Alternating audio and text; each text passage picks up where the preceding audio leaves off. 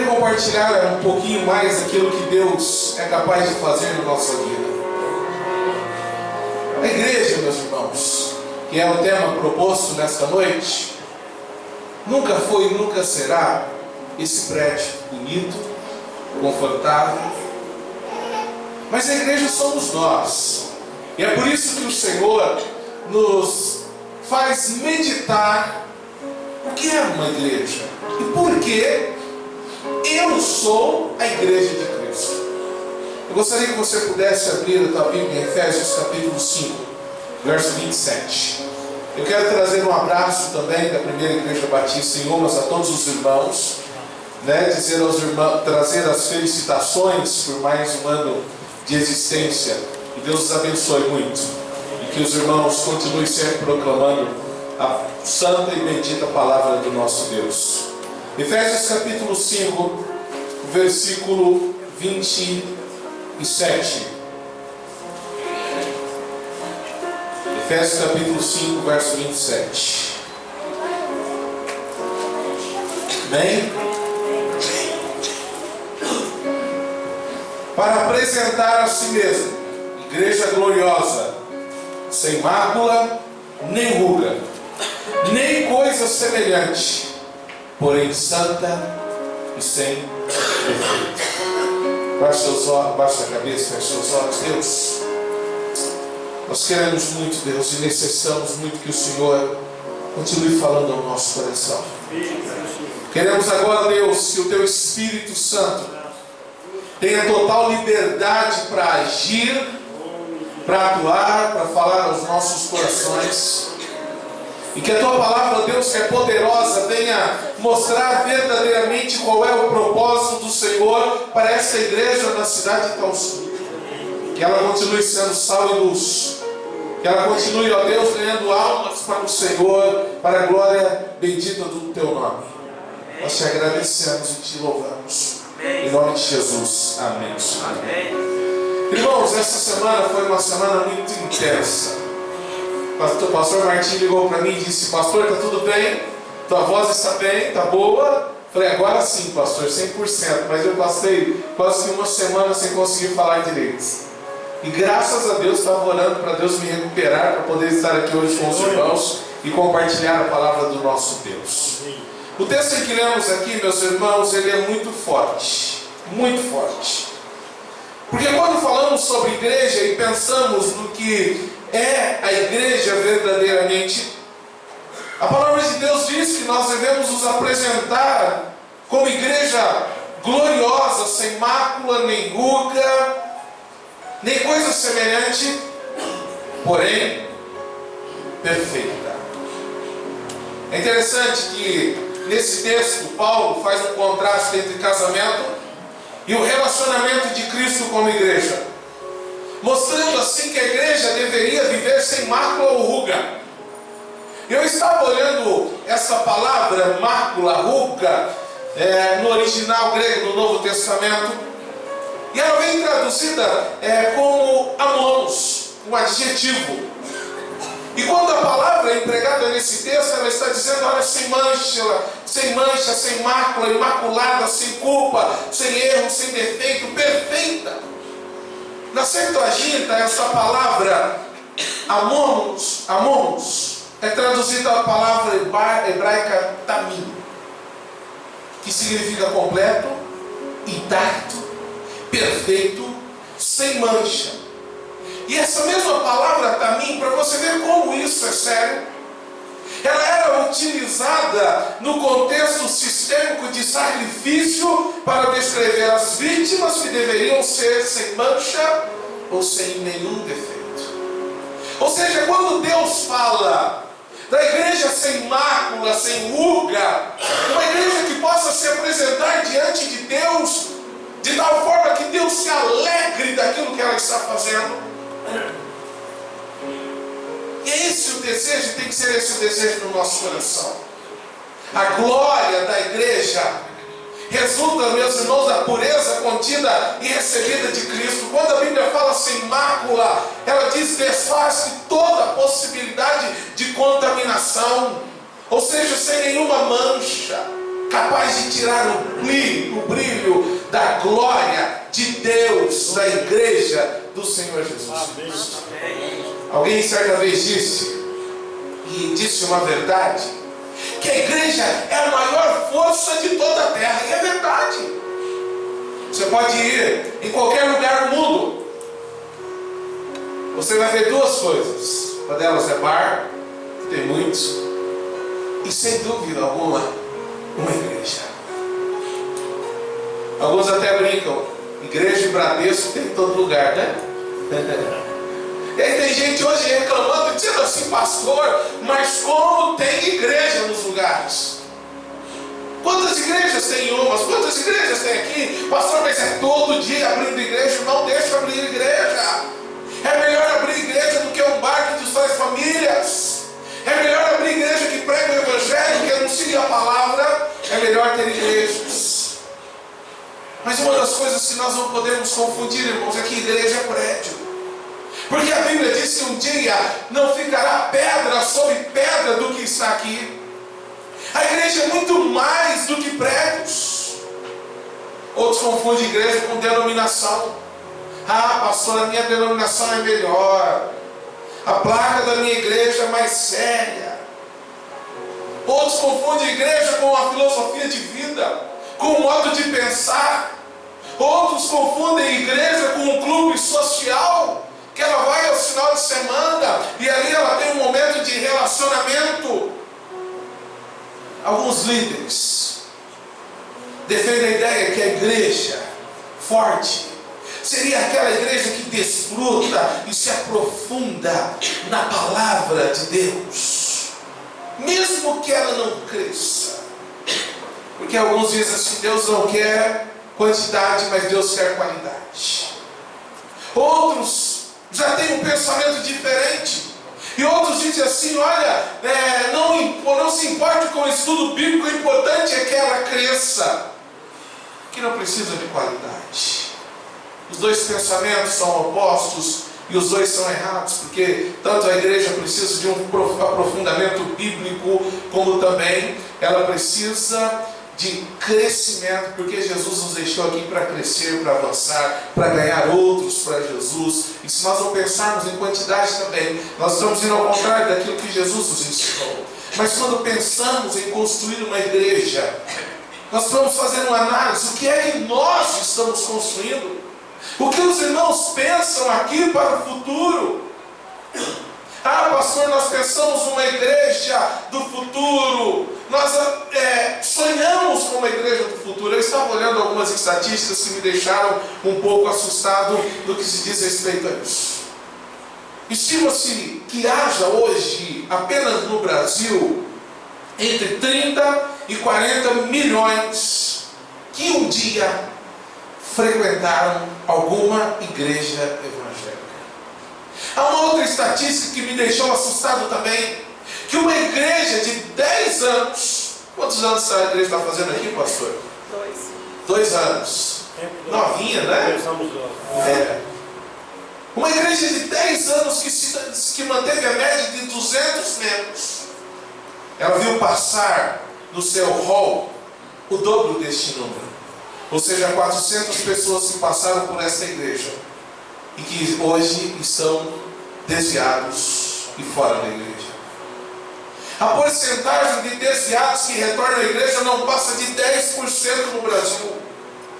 Entre 60% e 70% das pessoas que se dizem desviadas, que estão fora da igreja, nunca receberam a visita de nenhum líder ou membro da igreja. O que é que nós precisamos para construir uma igreja segundo o coração de Deus? Eu quero ver algumas características com você. E a primeira delas, para construir uma igreja segundo o coração de Deus, é necessário ter relacionamentos. Antigamente, quando nós fazíamos os nossos evangelismos, nós saímos das ruas, entregávamos os folhetos, convidávamos as pessoas para vir à igreja, não era assim? Aquelas campanhas evangelísticas, quando colocávamos no caminhão, não é mesmo, ao ar livre, fazíamos aqueles cultos evangelísticos, e o nosso desejo era que aqueles cultos pudessem tocar no coração das pessoas, e muitas pessoas serem transformadas pelo poder do Evangelho. Mas hoje em dia, meus irmãos, é tão difícil de tirar as pessoas de dentro da sua casa. É tão difícil de tirar as pessoas de frente do celular, não é? É tão difícil tirar as pessoas de frente da televisão, para que elas venham à igreja, a não ser que a igreja entenda que hoje o maior método de evangelismo se chama relacionamento.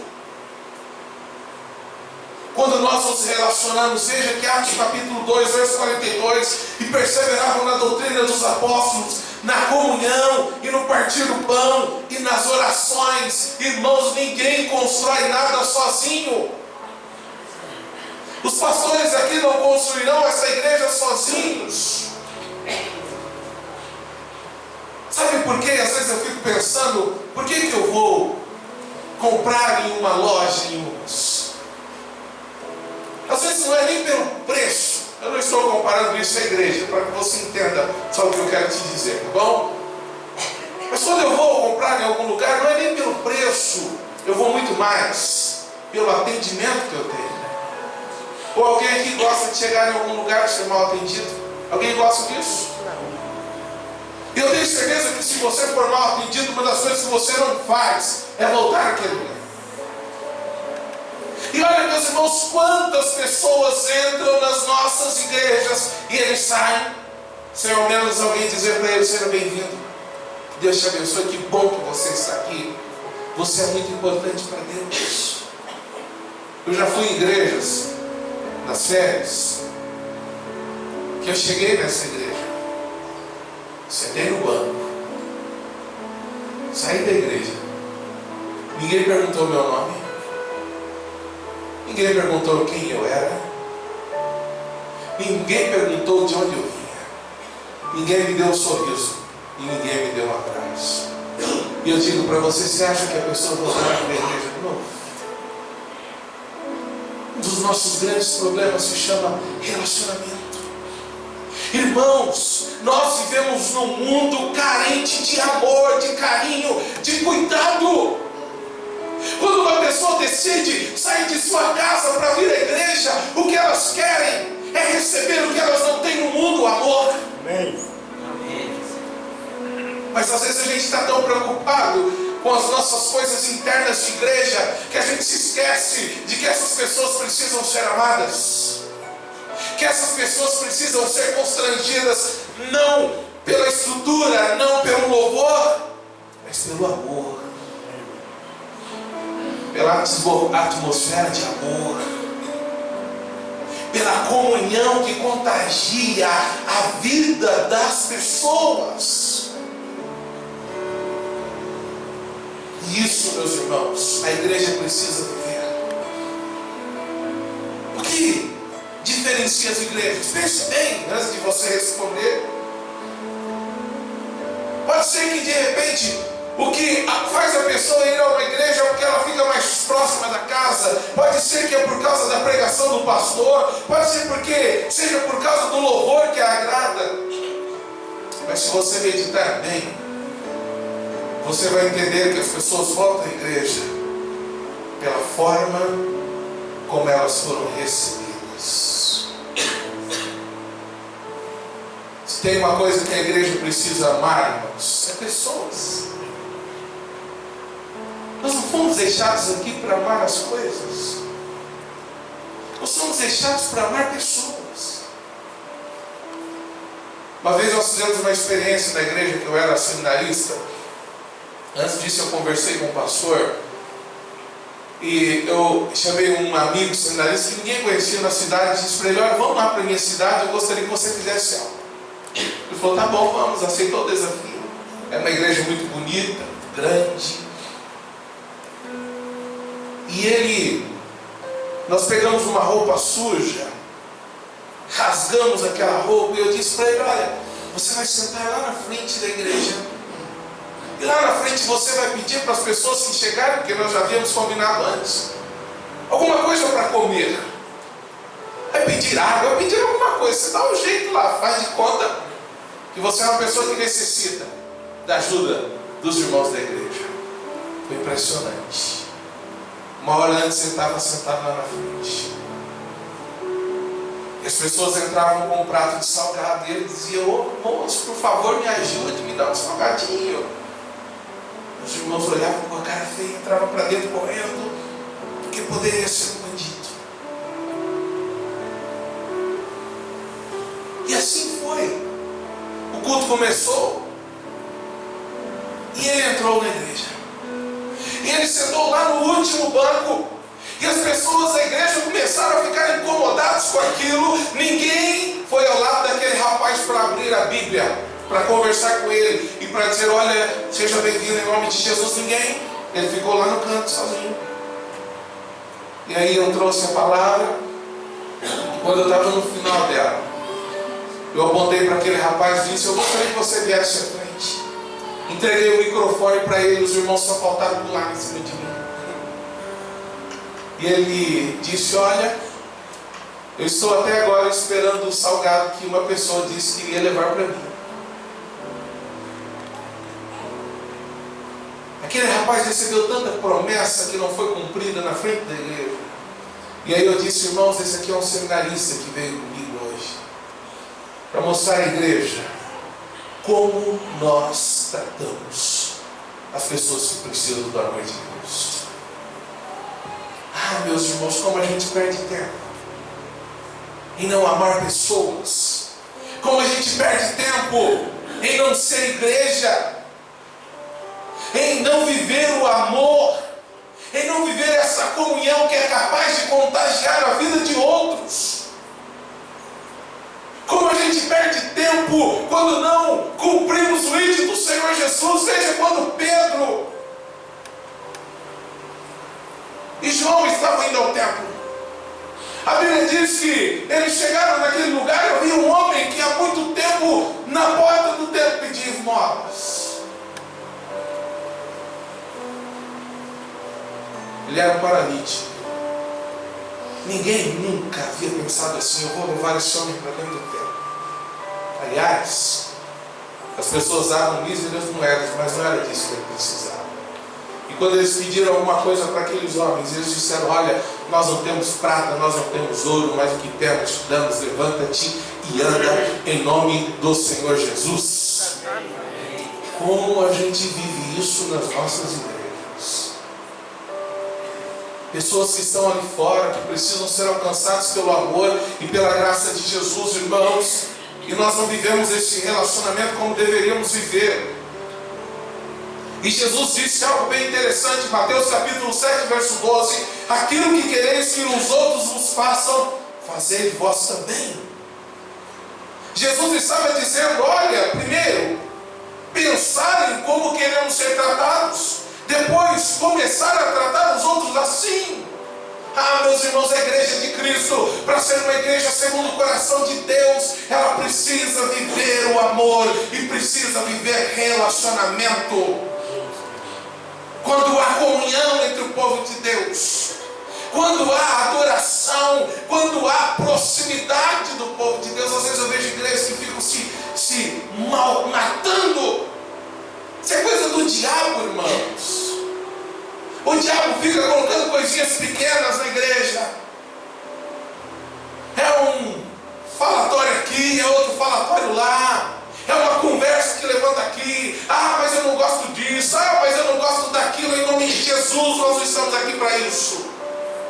Nós estamos aqui para ganhar vidas do Senhor Jesus. Amém. E para viver um relacionamento profundo, verdadeiro, sincero, como igreja de Cristo. O segundo aspecto desse texto muito interessante, que para ser uma igreja segundo o coração de Deus, a igreja que os irmãos querem ser, uma das coisas que a gente precisa é de material apropriado. Aí Romanos capítulo 12, verso 1, 2 diz assim: portanto, irmãos, rogo-vos pelas misericórdias de Deus, que se ofereça um sacrifício vivo, santo e agradável a Deus, que é o vosso culto racional de vocês, e não se amoldem ao padrão deste mundo, mas transformai-vos pela renovação da vossa mente, para que sejam capazes de experimentar e comprovar a boa, agradável e perfeita vontade de Deus. Sabe o que a Bíblia está dizendo aqui, irmãos? É que para a igreja ser segundo o coração de Deus, ela precisa de pessoas que tenham um posicionamento ético, comportamental. Em Atos, a evolução da igreja cristã causou um alvoroço na sociedade, aonde o evangelho chegava, causava transformação. Sabe por quê? Porque a igreja precisava entender que é o influenciar e não ser influenciado. Meus irmãos, quando nós olhamos hoje as nossas igrejas, nós ficamos com medo do que está acontecendo. As pessoas não querem ser transformadas, as pessoas não querem ser mudadas, as pessoas não querem que o comportamento delas sejam mexidos.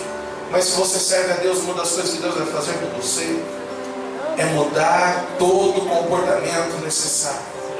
Porque Deus quer usar homens vazios de si e cheios e totalmente cheios dele. Nós vivemos uma geração de líderes, de pessoas acima da média. Às vezes de líderes que olham de cima, não é nem de um local onde se adora, mas que olham lá de cima e se acham superiores aos demais. Nós vivemos uma geração, meus irmãos, acima da média consigo mesmo, mas abaixo da média com Deus. Os púlpitos das nossas igrejas precisam estar cheios da glória de Deus e não da glória do homem. Não é isso que Deus quer. Nós vivemos uma geração que espera aplausos humanos e que negligencia o reconhecimento divino. Pastor, eu vou cantar ali porque é dia de festa, é aniversário da igreja, então eu vou cantar. Nós estamos aqui para servir a Deus. Nós estamos aqui para ser uma igreja que abraça a cruz de Cristo e que deixe o Senhor Jesus Cristo reinar, que deixe o Senhor Jesus Cristo crescer, para que possamos diminuir. A glória, o louvor, a honra precisa ser dada a Deus, irmãos. Enquanto isso não acontecer, nós não teremos a força que a igreja precisa ter para influenciar, para transformar e para mudar vidas, em nome de Jesus. Amém. Meus irmãos, como é triste pessoas que ficam querendo ser muita coisa, quando na verdade todos nós fomos servos. Jesus, uma das atitudes mais lindas que ele teve foi pegar uma bacia, sentar com os discípulos, enquanto eles brigavam: quem é o melhor? Sou eu? Sou eu? Pareciam crianças, né? Não, mas eu acho que eu sou melhor porque eu sou contador. Não, eu sou melhor porque eu trabalhei de tal forma. Eu sou melhor porque fui orar com Jesus. Aí Jesus chama todos aqueles homens. Uma das últimas coisas que ele fez no ministério dele, e ele pega uma bacia e ele começa a lavar os pés daqueles discípulos, numa atitude que naquele tempo, da cultura judaica dos tempos de Cristo, era a posição mais baixa que uma pessoa poderia descer, porque não era a posição do servo da casa, era a posição do servo dos servos. Ou seja, Jesus desceu ao nível mais baixo para dizer: olha, vocês precisam aprender a lavar os pés uns dos outros. Em outras palavras, Jesus estava dizendo: vocês precisam aprender a ser humildes e muito mais servos do que senhores. Como a igreja de Cristo precisa de servos, irmãos. Eu conheci um pastor, doutor em teologia, pastor Gordon, americano. Mas aquele homem tinha uma vida de servo de Deus tão grande. Ninguém que olhava para aquele homem dizia que ele era um doutor em teologia, porque ele era um missionário. Ele tinha o coração na obra, na sua simplicidade, no seu amor. Ele era um servo de Deus. Jesus te escolheu para você deixar a glória dele brilhar na sua vida, em nome de Jesus. Amém. Jesus te escolheu para você ser um instrumento. Construímos uma igreja à medida que permitimos que o Espírito Santo de Deus faça cirurgias em nosso caráter para ficarmos mais parecidos com Cristo. É isso que a palavra de Deus nos ensina. A terceira questão é que precisamos de ferramentas adequadas. 1 Coríntios capítulo 12 ao 14 fala sobre os dons. A Bíblia ensina, meus irmãos, que não há crente que não tenha nenhum valor. Esse negócio do crente dizer assim: ah, pastor, olha, entre todos aqui da igreja eu não sei fazer nada. Eu me lembro da história de um irmão. Esse irmão era aquele tipo de irmão, quando o pastor procurava ele para fazer alguma coisa, ele dizia: não dá, pastor, não, procura outro que comigo não dá. Uma vez o pastor procurou para fazer uma manutenção no teto, e ele precisava de alguém que segurasse a escada para o pastor mesmo fazer. Ele disse: pastor, eu sou mais fraco daqui, escolhe outro. O pastor me chamou para aquele mutirão. Não sei se aqui tem mutirão que vira mentirão, né? Que fala: eu vou, chega lá, vai 1 ou 2 só. Ele disse: não, pastor, eu não posso ir no mutirão, eu sou muito fraquinho, escolhe outro. Certo dia, uma pessoa ficou possessa na igreja. E aí todos viram poderosos. E entre eles foi esse irmãozinho. Fizeram um círculo em volta daquele irmãozinho. Lá, sai demônio, sai em nome de Jesus e tal.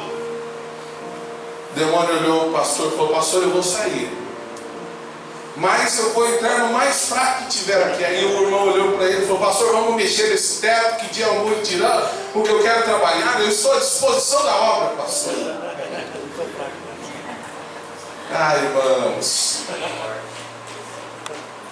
não há cristão que não tenha função na igreja. Sabe quando a igreja se reúne para ela escolher as pessoas que vão trabalhar? A maioria das pessoas, quando vem para a igreja, o que elas querem é sentar no banco, ficar sentado e falar: eu não tenho intimidade. Quando Deus te escolheu, quando o Espírito Santo de Deus entrou na sua vida, Ele te deu uma coisa, Ele te deu um dom, ou mais de um dom. E você precisa, meu irmão, não enterrar o talento, o dom que Deus te deu, mas você precisa colocar a mão no arado e trabalhar para a obra de Deus, seja o que for. Fique feliz em servir a Deus. Fique feliz em colocar a mão no arado e dizer: eu estou aqui à disposição do Senhor, eu quero servir a Deus, eu quero fazer a obra de Deus. E a beleza da igreja está exatamente no fato de quando a igreja se reúne, um faz uma coisa, outro faz outra. E assim a igreja acaba fazendo a obra, porque há pessoas disponíveis de dizer para Deus: eis-me aqui, usa-me aqui. E Deus é especialista em usar pessoas que dizem assim: eu sou improvável. Sou improvável. Porque a Bíblia diz que Deus escolheu as coisas loucas deste mundo para confundir as sábias. Veja Sansão. Ele matou 1000 homens com uma queixada de jumento. Sabe o que era uma queixada? Essa queixada era um osso da mandíbula de um animal que havia morrido já há pouco tempo. E aí então ele pegou aquilo e matou mais de 1000 homens. Sabe qual que é a possibilidade matemática de homem fazer isso sozinho? 0,0000003%. Aí a Bíblia fala de uma mulher chamada Débora, que na cultura bíblica, naqueles tempos, era uma mulher frágil, mas com o poder de Deus ela ganhou vitória esmagadora sobre os cananeus, meus irmãos. Isso é ser instrumento de Deus. Aí a Bíblia fala de Gideão, um homem que se sentia fraco, que estava num lugar escondido, e Deus disse para ele: olha, Gideão, sai daí. E aí como Deus faz as coisas, né? Tinha 32 mil homens, aí Deus mandou reduzir para 300. E aí Deus disse para aquele homem: olha, vai na tua força, porque quem vai vencer sou eu. E ainda Deus disse para ele assim: olha, sabe qual será a arma de vocês na guerra? cântaros, barros, tochas e buzinas. Só isso. Vocês sairão daí vencedores. Deus não precisa que você tenha um curso de teologia para te usar. Deus não precisa que você saiba pregar, que você saiba falar bonito. Deus não precisa disso. Deus precisa de um homem e de uma mulher segundo o coração de Deus, que diz assim: olha Deus, eu estou disponível, eu quero ser usado, eu quero fazer a diferença. Aí tem pessoas que se escondem atrás de um monte de coisa. Aí eu tenho muita idade, não dá para fazer muita coisa, eu sou uma pessoa já idosa, eu vou ficar na igreja, tudo bem, os mais jovens trabalham. Quem disse isso? Lembra quantos anos que Abraão foi pai? Quantos? 100 anos. Tem alguém aqui de 100 anos? Ninguém, né? Então você ainda tem tempo para trabalhar na obra de Deus e se colocar à disposição dele. E você não pode dizer para Deus: Deus, olha, eu não posso, eu não consigo. Sabe por quê? Porque para construir uma igreja forte, meus irmãos, nós precisamos de trabalhadores disponíveis. A construção de uma grande igreja, de uma igreja forte, não depende de uma só pessoa, depende de um povo que abraça a causa, de cada membro que diz assim: eu quero ser igreja, eu quero ser usado, eu quero ganhar almas para o Senhor Jesus. E não importa se você é os vitrais, não importa se você é o tijolo que fica escondido na parede, não importa se você é a janela, não importa. O que importa é que você diga para Deus: Deus, eu estou à tua disposição, eu quero ser usado pelo Senhor. Abraão era velho, Deus usou. Jacó, inseguro, Deus usou. José, abandonado, Deus usou. Moisés não falava direito, Deus usou. Gideão era pobre, Deus usou. Davi tinha muitos problemas familiares, Deus usou. Amém. Jeremias depressivo, Deus usou. Amém. Jonas teimoso, tem teimoso aqui? Não precisa responder não. Deus usou. Pedro nervoso, Deus usou. Marta ansiosa, Deus usou. Tomé tinha dúvidas, Deus usou. Timóteo era tímido, Deus usou. Meu irmão, a igreja é um gigante adormecido, que se o povo de Deus abrir o coração para o Senhor e dizer: Senhor, eis-me aqui, usa minha vida, ninguém segura a igreja de Cristo. Ninguém segura o povo do Senhor. Cada domingo os bancos das nossas igrejas estão cheios de pessoas que não sabem o que fazer com a sua fé, que não sabem o que fazer com a sua vida cristã, e frequentam a igreja para mantê-la viva. Se nós conseguirmos despertar e utilizar a massa, esse talento, esses dons, a energia, nós encontraremos e teremos uma igreja segundo o coração de Deus. Não é servo, não é celebridade. Por mais que a gente viva nesse tempo: eu quero ser o melhor, eu quero ser o mais vitorioso. Todo mundo quer receber o diploma de honra, a medalha de ouro, o troféu, os parabéns. Nós criamos os nossos filhos para isso. E se você precisa ser o melhor em todas as coisas. Quando eu era criança, tinha uma coisa que acontecia muito interessante. Eu sempre fui fortinho, né? E aí eu chegava para jogar bola, todo mundo me escolhia por último. Eu falava: mas eu não acredito nesse negócio, não está certo isso. Aí eu pedi para o meu pai comprar uma bola de futebol. E naquele tempo quem tinha a bola era o rei do pedaço. Porque aí todo mundo dependia da bola de futebol, de quem chegava com a bola. Então os demais se dobravam diante disso. Então eu cheguei com a bola um dia, me achando craque do futebol. E aí todo mundo tinha que se dobrar. Quem escolhia o time era: sou eu que escolho hoje. A bola é minha, só joga quem eu quiser. E aí eu passei a reinar algum tempo, até que a bola furou. Aí eu passei a ser escolhido por último de novo. Nós vivemos uma cultura onde o último não vale nada. Nós temos que ser os melhores, comprar o melhor carro, o melhor sapato, a melhor casa.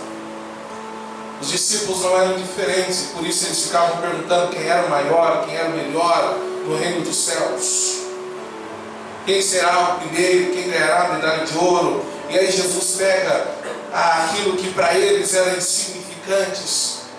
E Jesus pega aquela criança, senta, coloca ele no meio das pernas e diz: olha, aquele que se fizer como uma criança é o maior no reino dos céus.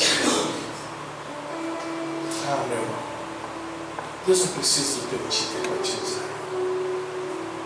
Deus precisa da tua disponibilidade. Deus precisa que você se coloque na presença dEle e diga: Senhor, eu estou aqui, use a minha vida poderosamente. Sabe como eu aprendi na prática? Eu sempre conto esse testemunho lá na igreja. O que é fé verdadeiramente? Eu terminei o curso do seminário, muito novo. Eu comecei o seminário com meus 19 anos, eu terminei quando eu já tinha os 22 anos, 23 anos. Eu fui para a igreja sem nenhuma experiência, porque quando você está no seminário é tudo teoria, mas não tem prática. Eu trabalhei numa congregação onde não tinha pastor durante 3 anos, ali eu aprendi muita coisa. Mas foi na minha primeira igreja no Mato Grosso que uma mulher me ensinou o que é fé. E ela não fez teologia. Ela disse assim para mim: pastor, vamos comigo visitar um sobrinho meu. Eu falei: vamos, irmã. Ela tinha muita dificuldade, uma senhora de idade, que caminhava com muita dificuldade, toda encurvada. E eu fui com ela ao hospital visitar o seu sobrinho. Aquele rapaz havia passado a noite inteira com muita dor. Estava à base de morfinas, os médicos não haviam ainda descoberto o porquê aquele rapaz estava sentindo tantas dores nas pernas. E aquela irmã já de idade simples olhou para ele e disse: fica tranquilo, o meu pastor vai orar e você vai ser curado. E eu, jovem, novo, não havia aprendido isso no seminário, falta de fé, miserável, pecador. Veio uma dúvida: se eu orar e não curar? E ela repetiu: fica tranquilo, o meu pastor vai orar e você vai ficar curado. E aí eu fechei os olhos da oração de um homem que não sabia ainda na prática o que era fé. E eu orei para aquele rapaz. E quando eu abri os meus olhos, meus irmãos, aquele homem estava em lágrimas. E ele olhou para mim e disse: pastor, a dor foi embora, ela sumiu. Eu já posso ir para minha casa. Naquele dia, aquela mulher me ensinou o que é fé, o que é crer no poder de Deus. Eu não preciso ter muitas coisas para ser usado pelo Senhor. E quando a igreja se desperta para isso, quando a igreja abre o coração para essa realidade, quando o povo de Deus diz: olha, Senhor, eu estou à tua disposição, eu quero ser usado poderosamente pela tua mão de poder e graça, meus irmãos, Deus faz coisas grandiosas. Porque Ele é Deus, a igreja é dele, o preço foi pago no sangue do Senhor Jesus Cristo. E eu digo para você, meu irmão, se você quer ser igreja segundo o coração de Deus, o teu lugar não é aí sentado no banco sem fazer absolutamente nada. O teu lugar é colocar a mão no arado e fazer a obra de Deus, porque foi para isso que o Senhor te salvou. Foi para isso. Igreja não é prédio, igrejas são pessoas. E Deus te chamou para fazer a obra maravilhosa dele para a glória. Amém? Amém. Pode baixar sua cabeça e fechar os seus olhos. Talvez o que Deus trabalhou no seu coração hoje como igreja de Cristo seja que você precisa fazer mais. Precisa se colocar na presença de Deus e dizer: Senhor, eu quero ser usado pelo Senhor. Pode ser que você tem feito para Deus é tão pequeno e você sabe que você pode fazer mais, que hoje Deus está te chamando para servir mais, para se colocar na presença dele e dizer: Senhor, aqui está a minha vida, eu quero ser usado pelo Senhor, eu quero ser uma bênção, eu quero ser um instrumento para a glória do teu nome. Eu gostaria que você agora, se você quer orar comigo nesse sentido, você ficasse em pé no seu lugar. Eu quero orar por você em nome de Jesus.